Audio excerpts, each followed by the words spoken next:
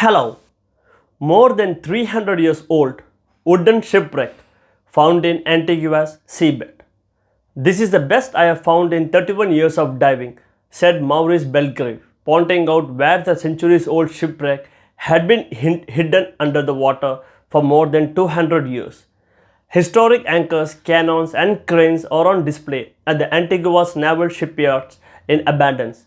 Testament to key role is played as a safe haven for Royal Navy warships and depending the British isles, which are prized for sugar production. However, the murky waters around him hide many secrets. Over the years, professional diver Mr. Belgrave has found everything from 18th century tobacco pipes to cannonballs living deep in the sediments below. Most of the true stories take place on the ocean floor, he said. In 2013, routine work to clean anchor chains resulted in his most impressive discovery to date, the remarkably well-preserved remains of a 250-year-old ocean liner. Every time I was there, my hands went through the mud, he explains. I looked at the wood and found that it was the skeleton of a very large ship.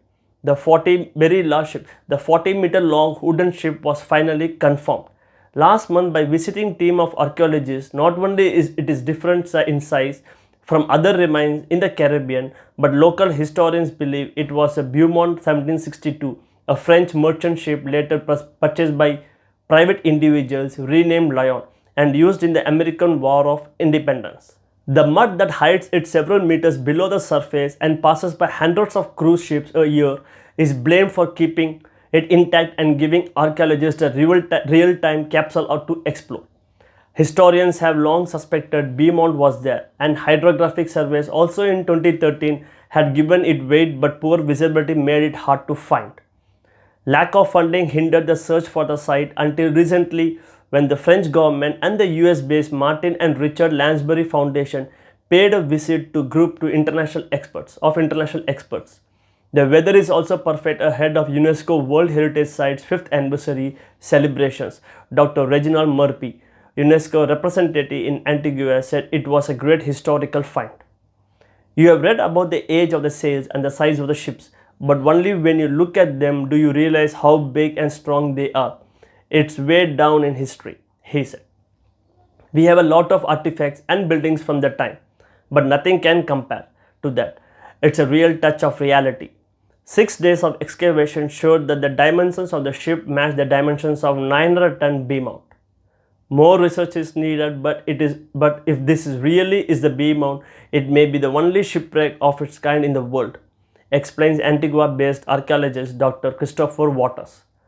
Beaumont was built by a French East India Company, an imperial trading company founded in 1664 to compete with Russian and Dutch trading companies in what is now East Asia. While there are other wrecks the company has built, none are known have intact hulls, said Dr. Waters.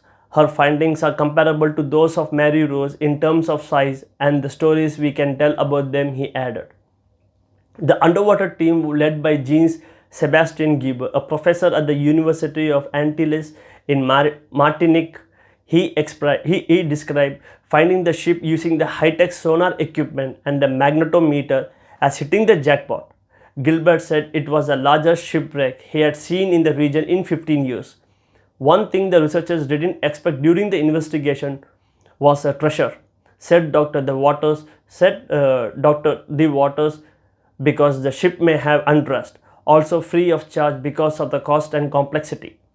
But the ship could offer new ideas for 18th century wooden construction. A heavily armed merchant ship, the Beaumont was designed to travel from France to Indian and Pacific Oceans. After the breakup of the French East India Company, it served as a French Navy's 56-gun battleship from 1770 to 1772 before being purchased and renamed. It was later captured by HMS Maidstone in 1778 while supporting the 13 colonies in American Revolutionary War. We know it was brought here, we just don't know what happened to it, said Dr. Waters, but it was badly damaged and never leave the port again. The size of the ship means more money will be needed to continue the research, but the presence raises the profile of the shipyard. Georgia's only operating shipyard in the Western Hemisphere and the cornerstone of Antigua's tourism industry. To Mr. Belgrave, the importance is increasing. While historians continue to collect stories of the enslaved Africans who built shipyards 300 years ago, many of whom were Antiguan, this particular find has a special resonance. There's a sweet music to it, he said. I am delighted that an African I have rediscovered something very important. Thanks.